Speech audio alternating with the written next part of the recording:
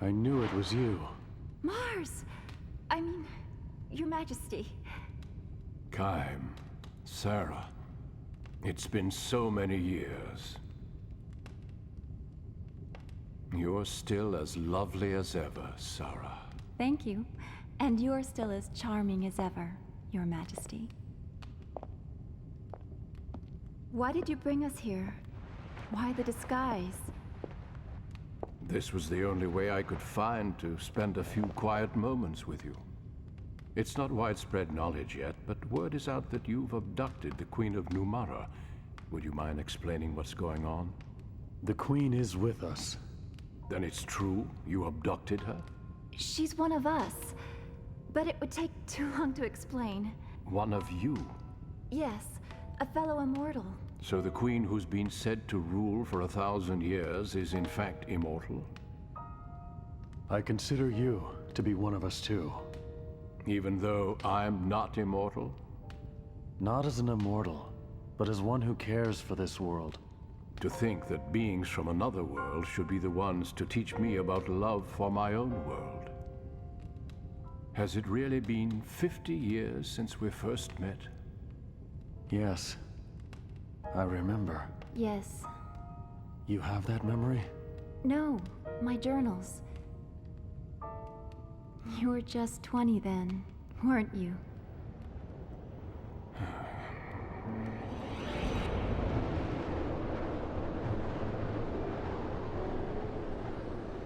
I was certainly naive then, to go off as I did. I doubted that my inexperienced body and spirit would be equal to the demands and responsibilities of the kingship that I must one day inherit, let alone the challenges of defending my kingdom. And I wandered the world alone in search of an answer. I'd been pampered by court life, and thus I was unprepared for the demands of the journey.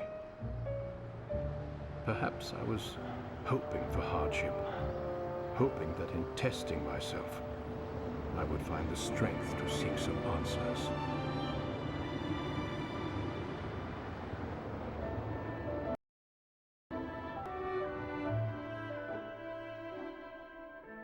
Hang on.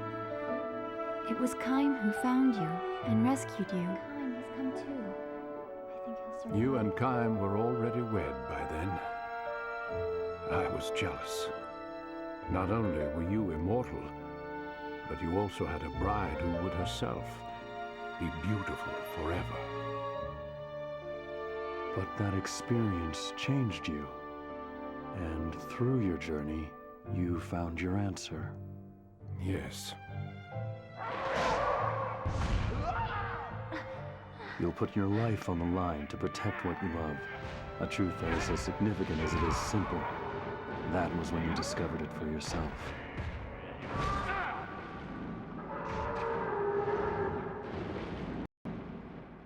Oh, I remember what you told me, Kaim. Love your kingdom as you love Sarah. Yes, you fear for the things you try to protect, and it is a fear you become accustomed to. Thank you. That's not the important thing. Take this. What matters is knowing that nothing lasts forever. Knowing that something isn't eternal makes it more precious to you. It makes it worth fighting for. Words are unnecessary. What matters is love, and the will to fight for what you love.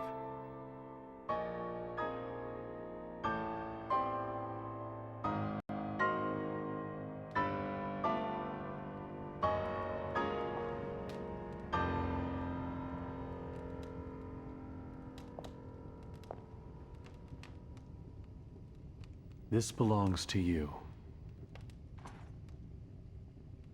Those words were first expressed by one of this world's ancient philosophers. His thoughts live on, even though people and history may change. The words engraved on that coin are the truth. That's why I gave it to you. I wanted you to read that, if you were ever uncertain of what to do. Truth?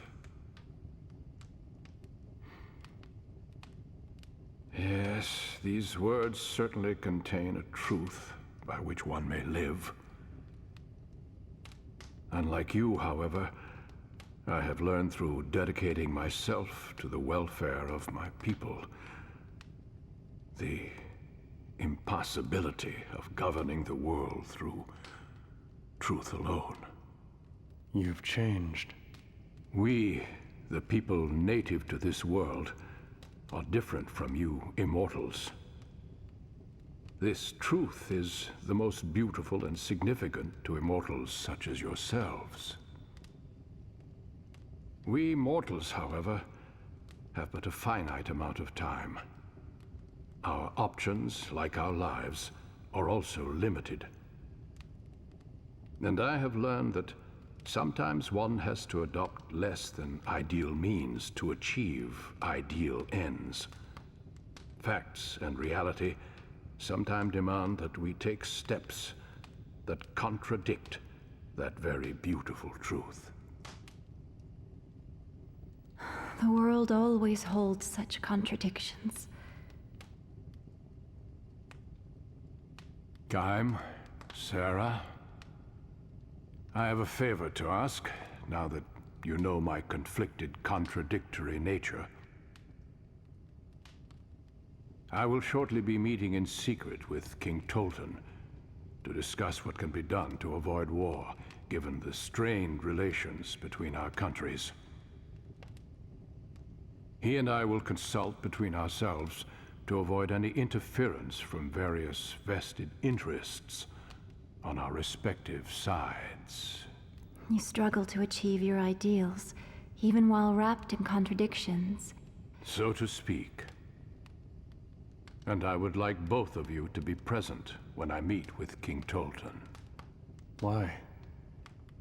The young king and I will be struggling with the divide between truth, reality, and fact.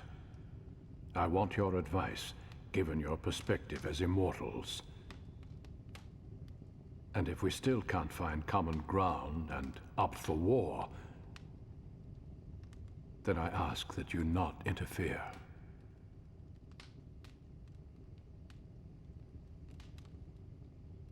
That part of you hasn't changed. You're suffering from having to confront an immutable reality that you cannot escape. You're every bit the man you were when we last met. You're too kind, Sarah. There is one thing. When King Tolton arrives, tell him that his court advisor Gongora is himself an immortal, and he's using his power to try to seize control of your entire world. What?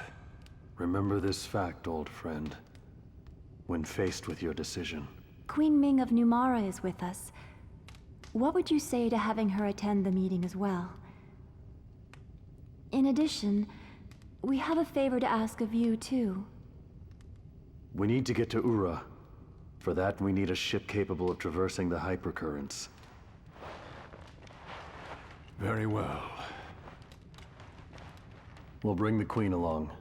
I'll see you at the meeting.